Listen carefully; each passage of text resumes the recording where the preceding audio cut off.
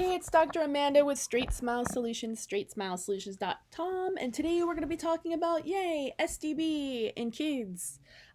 Specifically, we're going to talk about what we need to look for in patients with certain types of characteristics, especially patients who maybe you suspect might have oral habits or, possible airway issues.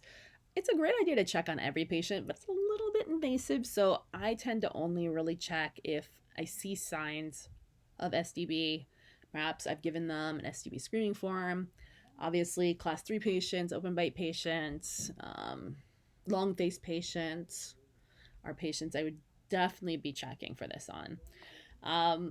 You get like basically one shot, one go at this, okay? So you need to get, a tongue depressor or a mirror, and it's better if you can do it when they're laying down because you're going to get more of an idea of what's going on, but a little more difficult. So I think better just to do it sitting up, at least initially, and then if you see something super crazy, then you check again later laying down. They're not going to like you. But so this is the basic Mallampati scoring. I call this all Mallampati, but it's really not. So Mallampati is related to the visualization of the uvula and the soft palate, right?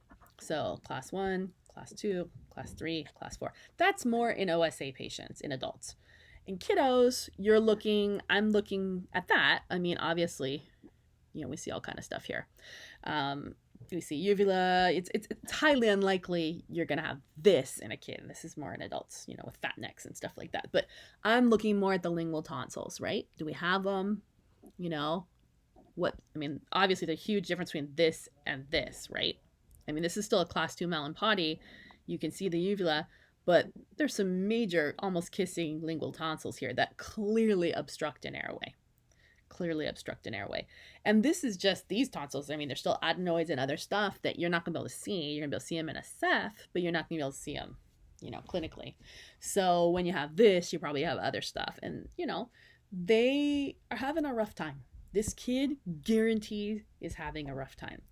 And yes, sometimes the solution is to remove them, but that doesn't always change things orthodontically for the patient. It's all interrelated in terms of the bite, the airway, and the tonsils. And it's really hard to get an ENT often to take them out. So I usually recommend when you see major lingual tonsils that you at least get the primary care physician or the ENT involved. You do your best, and if they refuse to take them out, then you to let them know that you're going to planning to start orthodontics, and you can sometimes, if you can correct the mouth breathing, then these things may improve on their own. So it might all kind of flow in the right direction, but sometimes we both need to do our parts, which includes the orthodontics and the removal of the tonsils. So anyways, that's pretty much all I wanted to understand, that if you're screening kids for phase 1 or for ortho, you really should be looking for certain things, and you should be looking for this and addressing it when needed. Obviously, these kids are clearly going to be mouth breathing at night, which is going to change everything with your treatment. It's going to be completely less predictable treatment, and you need to be aware of this. If your patient is mouth breathing or tongue thrusting or anything like that, you're not going to get the same results that you'd expect to get in a normal patient. So just all kinds of things to think about, right?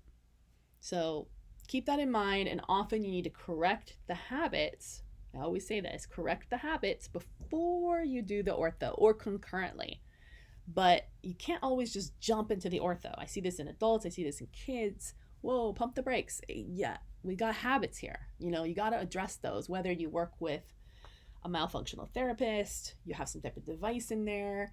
A lot of times doctors, they say that they're going to do some type of exercises or something like that. And, the patients aren't going to do the exercises. You need to have an accountability loop. That's not going to work. That's why I really love the idea of the oral myofunctional therapist. They're hard to find. Sometimes it's not covered by insurance. But if you can have an official licensed one, it's going to make things a lot better. And there's a lot of SLPs, speech language pathologists, that are really interested in collaborating with OMTs and dentists.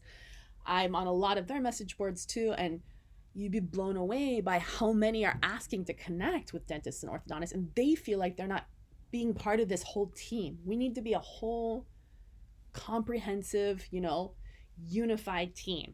all working together to help these kids and help these adults have better bites, better airways, and better lives. So anyways, that's my little lecture on airway. Hopefully it was helpful. Thanks.